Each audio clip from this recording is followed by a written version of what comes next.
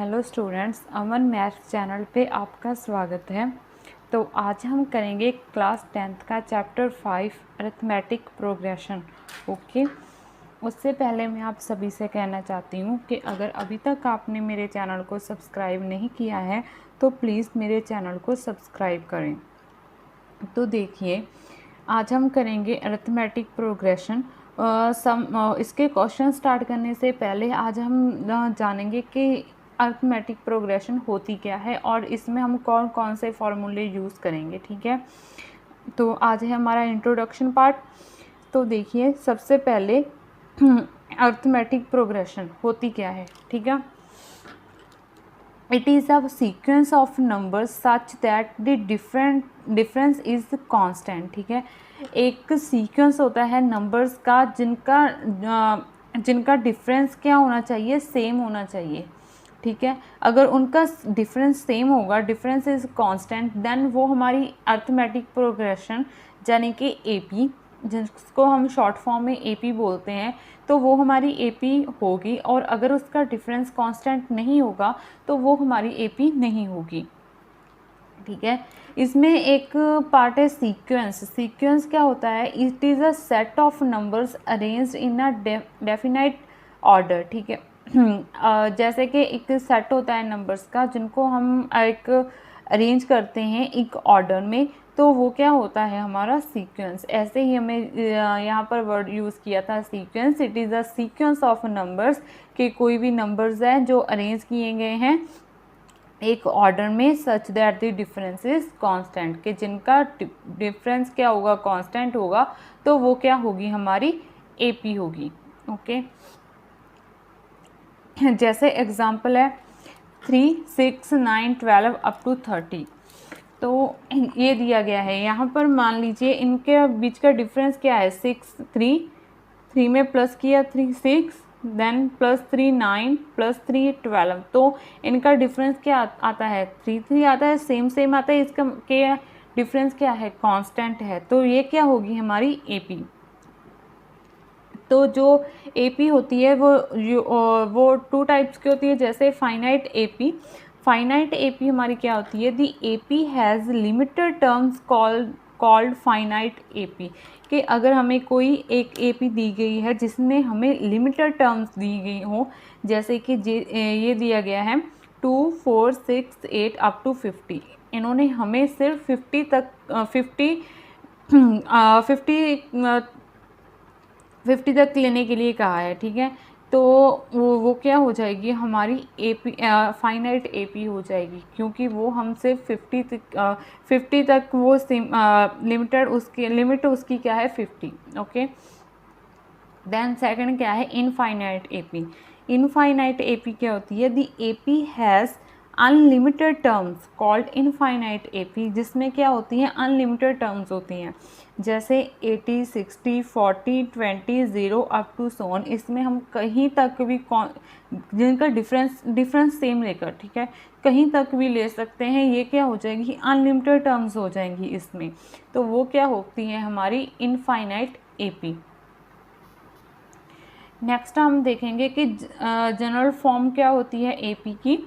A plus D, A plus 2d, A plus 3d, A plus 4d up to so on.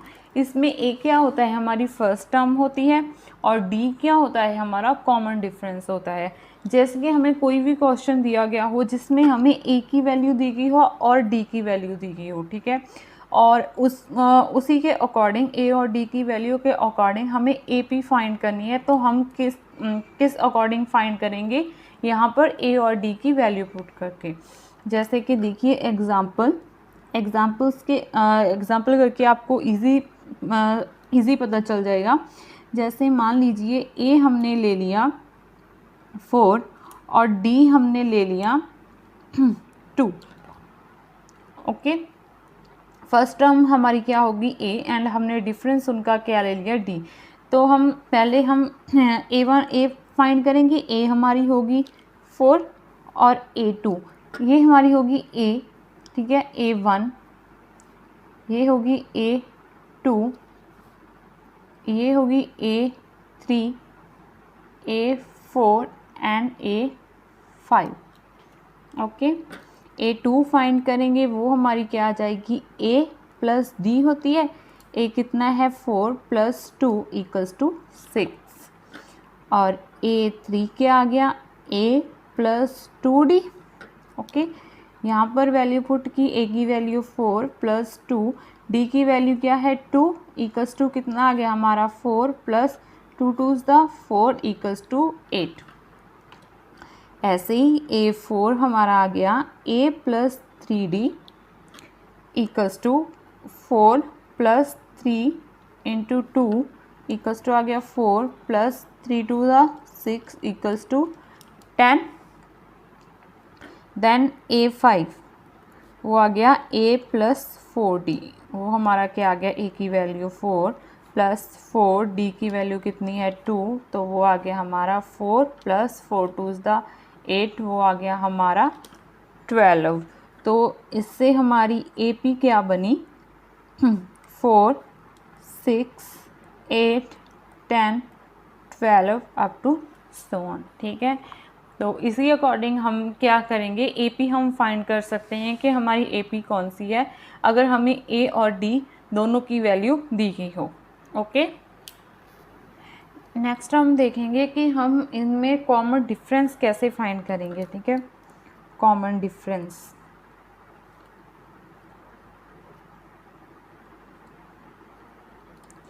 ये नहीं कि ये तो हमने फाइंड कर ली AP, अगर हमें कॉमन डिफरेंस फाइंड किया हो, किसी भी AP का फाइंड करना हो तो क्या करेंगे, कॉमन डिफरेंस क्या होता है D, तो वो क्या करेंगे, जैसे ये हमें दी गई है AP, ठीक है, यहाँ पर हम कोई और ले लेते हैं, जैसे हम ले लेंगे 5 10 15 20 25 equals up to so on. Okay, ये आ गया हमारा A1 A2 A3 A4 A5।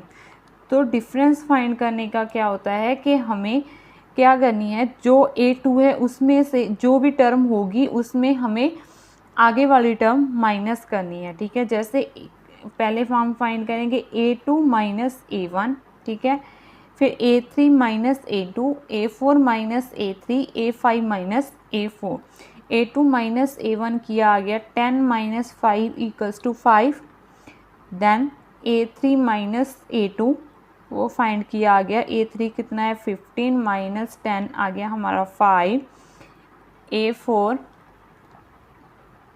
Minus A3 वो आ गया हमारा 20 माइनस 15 इक्वल्स टू 5, कि हमें आगे वाली टर्म आगे वाली टर्म में से पीछे वाले टर्म को माइनस कर देना है, तो वो हमारा डिफरेंस आ जाएगा। अगर हमारा डिफरेंस सेम आता है तो ये क्या है, हमारी AP है, अरिथमेटिक प्रोग्रेशन। ओके,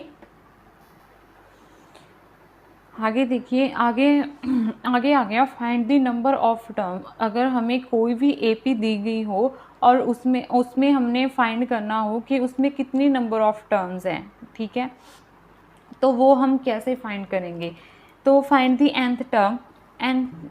n कोई भी हमारा नेचुरल नंबर हो सकता है, कि हमने कौन सी भी टेंथ टर्म फाइंड करनी है, फिफ्थ करनी है, सेकंड करनी है, वो ठीक, तो उसका फॉर्मूला क्या होता है, an equals to a plus n minus 1 b। ठीक है, अगर हमें AP में कोई भी हमें कहा गया हो कि ये nth टर्म फाइंड कीजिए, तो हम ये फॉर्मूला यूज़ करके फाइंड करेंगे। A1 हो गया कि A हमें कौन सी टर्म फाइंड करनी है, ये A हो गया फर्स्ट टर्म। ओके, N हो गया हमारा nth टर्म जो होगी -1, D हो गया हमारा डिफरेंस। जैसे मान लीजिए हमें एक AP दी गई है, AP हमें दी गई है 2 4 6 8। ओके, और इसमें हमें फाइंड करना है कि 10th टर्म कौन सी होगी, ये तो होगी फर्स्ट सेकंड थर्ड फोर्थ। ठीक है, हमें फाइंड करना है कि इसमें 10th टर्म कौन सी होगी, फाइंड दी 10th टर्म।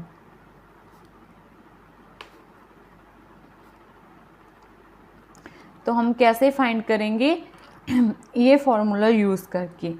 तो यहाँ पर n की वैल्यू क्या आ गई हमारी 10, then put the value of पहले देखेंगे ए क्या है हमारा 2 और डी हमारा क्या है। पहले हमें ये जो दी गई है ए डी और एन, इस सब की हमें वैल्यू मालूम होनी चाहिए। तो डी हमारा क्या होगा 4 - 2 हो जाएगा। A2 में से A1 माइनस कर देंगे, आ गया हमारा 2। Okay, then find the value of A D और एन इन दिस फॉर्मूला। तो आ गया ए, एन की वैल्यू क्या थी 10, 10th टर्म फाइंड करनी है। ए कितना है 2 प्लस 10 - 1 और डी हमारा कितना है 2।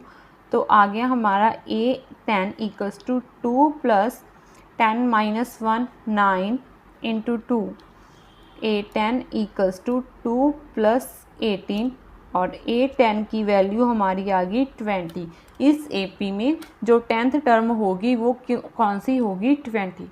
ठीक है, तो ये फॉर्मूला यूज़ करके हम कोई भी टर्म फाइंड कर सकते हैं। हमें कोई भी दी हो, अगर हमें 150 टर्म्स भी दी गई होगी कि 150 टर्म हमें फाइंड करनी है, तो भी हम ये फॉर्मूला यूज़ करके हम इजीली फाइंड कर सकते हैं। ओके, नेक्स्ट फॉर्मूला हमारा क्या है, sum of first n terms of AP। अगर हमें कोई AP दी गई है और उसकी हमें n टर्म्स का सम फाइंड करना है कि उनका सम क्या होता है, तो वो हम कैसे फाइंड करेंगे। तो सम फाइंड करने का फॉर्मूला क्या होता है, S equals to n/2 2a plus n - 1 d। Okay, कि हमें कोई भी n टर्म्स का दिया गया हो, अगर हमें कोई AP दी गई है और हमें फाइंड करना है कि इसकी फर्स्ट 5 टर्म्स का सम क्या होगा, तो हम इजीली फाइंड कर सकते हैं उस AP में से A D की वैल्यू निकाल कर, और n की वैल्यू हमें दी गई होगी, तो हम इस फॉर्मूला में उसकी वैल्यूज़ पुट करके उनका सम निकाल सकते हैं।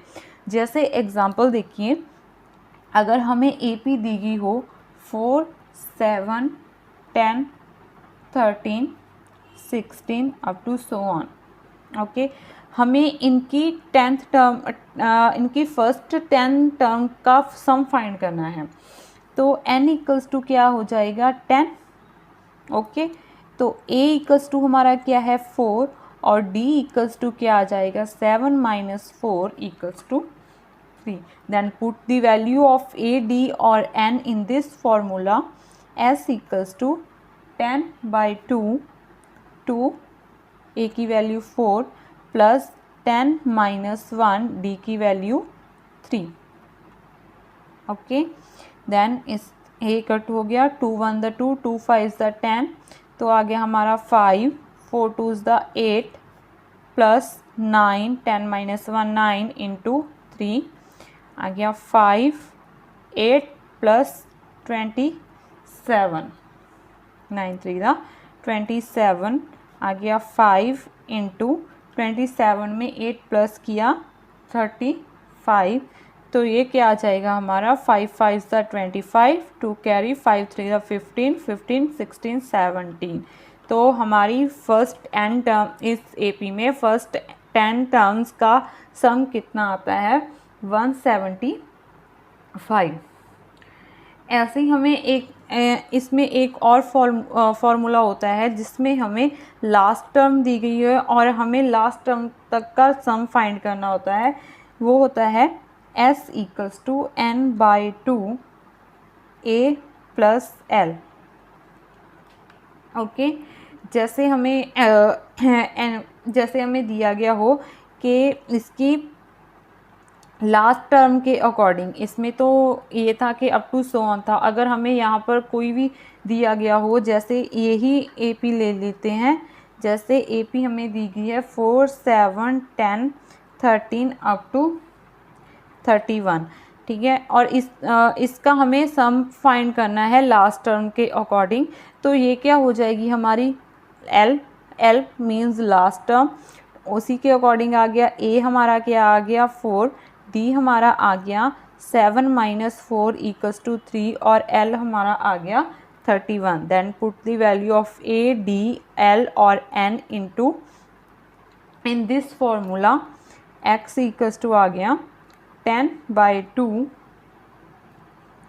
दैन 4 + 31, ये आ गया 5 और ये इक्वल्स टू कितना आ गया 5 × 35 = 175। ओके, तो ये हमारे फॉर्मूले थे जिनको यूज़ करके हम 5th चैप्टर स्टार्ट करेंगे अर्थमेटिक प्रोग्रेशंस। तो मिलते हैं नेक्स्ट वीडियो में। Thank you.